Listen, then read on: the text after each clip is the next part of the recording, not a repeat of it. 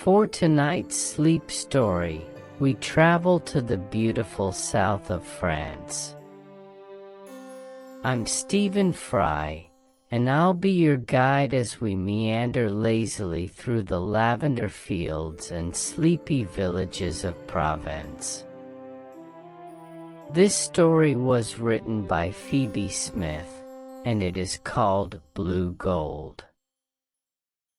You will smell it long before you even see it. It is that unmistakable aroma that fills your senses, instantly mellowing into a smooth and soothing scent. You breathe deeply, inhaling and exhaling this fragrant floral cloud. As you do, a wave of pure tranquility washes over you. Slowly at first, you feel your body begin to release its pent-up tension. Your breath becomes deeper, deliberate, and calm. Inexplicably, the deep lines in your furrowed brow unfurl, one by one, as you gently begin to relax. This beautiful scent is lavender. Here, in the southeastern corner of France, between the foothills of Mont Ventoux and the village of Salt, you are in deepest Provence. This is home to perhaps the most famous lavender fields in the entire world. Every year, between mid-June and early August, the green fields burst into a vivid sea of color as the plants come into full bloom. First brought over to Europe thousands of years ago by traders from what was once known as Persia, now modern-day Iran, this aromatic plant has long been revered for its calming properties. It can be found worldwide, of course, from the stone-strewn mountains of the Mediterranean, Spain, and Portugal, to the quaint gardens of Britain. You can find it in the Pacific states of the USA, the lower reaches of South Africa, and Australia's state of Victoria. But it is perhaps most legendary in this sun-drenched corner of France. It was classed as a precious plant by the ancient Greeks and Romans, who used its essential oils for long, luxurious baths. Its name actually comes from the Latin word lavare, which means to wash. Just after the coming of the summer solstice, you drive deeper into the myriad fields that glow almost blue in the early morning light. You allow the soothing scent to wash over you, breathing it in deeper with every comforting breath. Following the winding road, you weep between the golden yellows of spelt and wheat fields. Soon, you begin to see even more of the vibrant colors, glowing somewhere between a deep purple and a light blue. A whole network of brilliant fields opens out before you, rising and folding beneath the foothills of Mont Ventoux. This limestone peak is famous less for its location above the purple haze, and more for its summit roads. Each summer, its northern slopes see determined cyclists ascending during the grueling Tour de France race. However, on its southern flanks, the focus is definitely not on speed, but on the beautiful lack of it. Between these slopes and the fortified village of Salt, the lavender fields spread out as far as the eye can see. They offer not only a sight to behold, but also a network of peaceful walking and cycling paths. You can wander or pedal through them on a meandering journey, taking in this sublime spectacle at a distinctly slow pace. Leaving the car behind, you hear the reassuring crunch of the gravel beneath your shoes as you tread deeper and deeper into the lavender fields. The plants are arranged in pleasing, symmetrical lines of purple, stretching out down toward the ochre-washed farmsteads in the valley beyond. Around you, bees land softly on the buds, gathering the amber nectar from within the flowers. Even though they are working hard, their movements seem completely unhurried. They twirl and loop between the plants in a calm, methodical dance. Later, the rich honey that they produce from Provence's so-called blue gold can be sampled. But for now, rather than tasting the byproduct of this process, you join them by languidly strolling along the waymarked purple promenades. You move peacefully from one plant to another. Gradually, you stretch out your arm to touch the silvery green leaves that feel so feathery and long. Moving your hand up to the flower, you let it brush softly beneath your fingertips. As you do, you can feel each one of the small blooms that make up the head, beautifully arranged in spirals. Each gentle touch causes a micro-cloud of perfume to permeate the warm air. Strolling between the farmlands, the world is remarkably quiet. Save for the slow, rhythmic sound of your own relaxed breathing, all you can hear is the occasional melodic tinkle of bells. These bells adorn the necks of the goats and sheep grazing peacefully on the hillsides. Looking above, the sky is becoming brighter as the sun rises higher over the flanks of the mountain. Far up above the trees, you spy something else moving in slow, graceful curves. Floating effortlessly on the thermals, a short-toed eagle soars overhead. He watches over this magnificent indigo patchwork of fields from high in the air. You continue along the path, arriving at an old, stone-built distillery. Here, the air becomes even thicker with the scent, so wonderfully strong that you stop to savor it with every fiber of your body. As you open the old wooden door, the copper stills glow golden in the morning sunlight. Inside one, a gentle fire is lit, its orange flames warming the wood and heating great vats of water above. As it boils and bubbles, it produces dense, soft clouds of steam. Rising slowly, the vapor passes through the clusters of fresh lavender placed inside. As the flowers heat up, they begin to release their calming molecules from their petals into the mist. This mist is carried upward, lighter than air, into the condenser. As it floats through a cooling coil, it turns back into a rich liquid, now dense with pure lavender oil.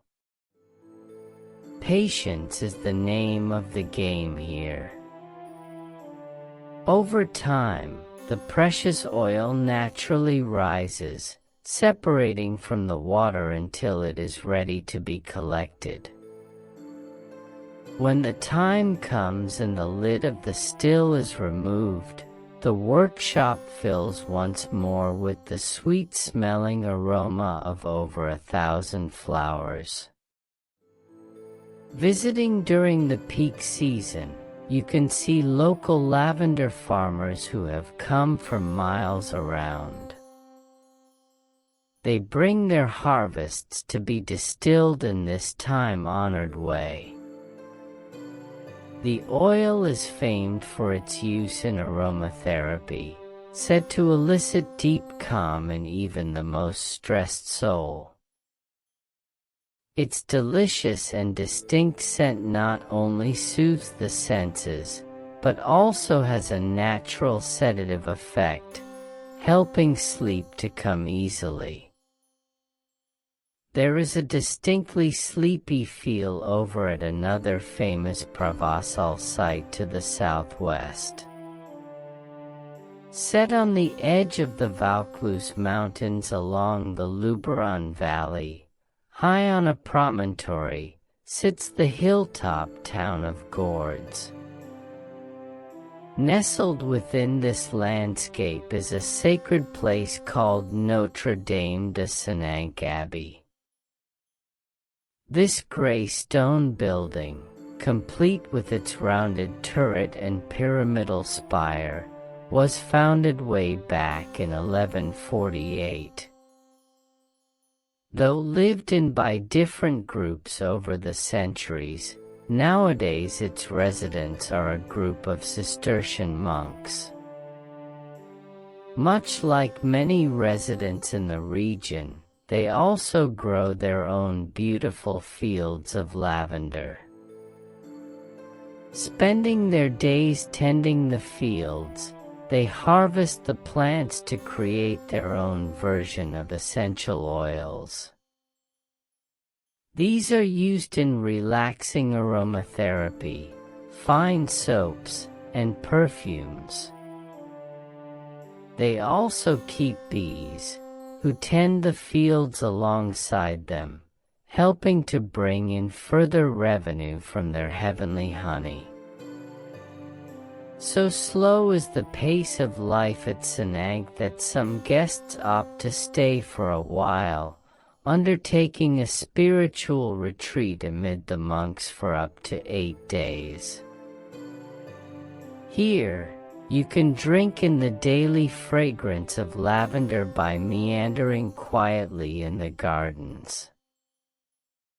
You can also attend the daily mealtimes, held in complete and total silence. You might join one of the services in the inner church, or simply spend your time meditating on your own mission to find inner calm. For many, simply strolling through the fields can offer a deeply restorative physical and spiritual journey. As anyone knows, all good journeys have a tendency to work up an appetite. Luckily, in Provence, even the culinary treats are influenced by the purple fields that surround them. Inside the local shops, you will find bunches of the flowers tied neatly with twine, ready to be taken home and hung in the kitchen. They offer a wonderful, portable portion of this sweet, nourishing scent. You will also see little vials of the distilled oil that you can later drop into a warm bath, or drip onto your pillow before sleep. But look a little closer, and you will also spy lavender-infused delicacies. From freshly baked breads to herbal teas, and from salad dressings to artisanal ice cream, there are so many delectable creations to sample. Each one offers a touch of inner calm to your belly. As a member of the mint family, these flowers offer a lovely floral, herbal addition to any dish. After walking the Chemin de Lavande's path, you might try a refreshing sorbet to experience the explosion of sweet yet herbal tones on your tongue. Or, you can take your time to infuse dried petals in hot water, drinking in its earthy tones very slowly. As the late afternoon fades, you ready yourself for the spectacular sight of the flowers in the early evening. As the sun sets, the mottled pinkish-purple tones begin to paint the landscape into a living work of art. It easily rivals any famous painting by the master artists who so loved this region, like Cézanne, Picasso, Van Gogh, and Monet. They are certainly not alone in their affection for it. Every year on August 15th, a joyous celebration comes to the village of Salt. It brings visitors from far and wide to commemorate the end of the season's harvest. For decades, this festival has taken place, and for that single day and into the evening, this quiet hamlet comes alive with gentle festivities. Traditional costumes are proudly worn, while the sounds of age-old folk tunes are sung in the valley. Their tuneful melodies reverberate through the remaining wild dashes of lavender, while people dance and raise a glass to a successful yield. They celebrate life in Le Pays Bleu, the Blue Country. As the music carries on, market stalls are set up by local producers who have come to sell their handcrafted wares. You can find everything from beautiful pottery to sacks of dried flowers, fragrant potpourri, handmade cosmetics, and soaps.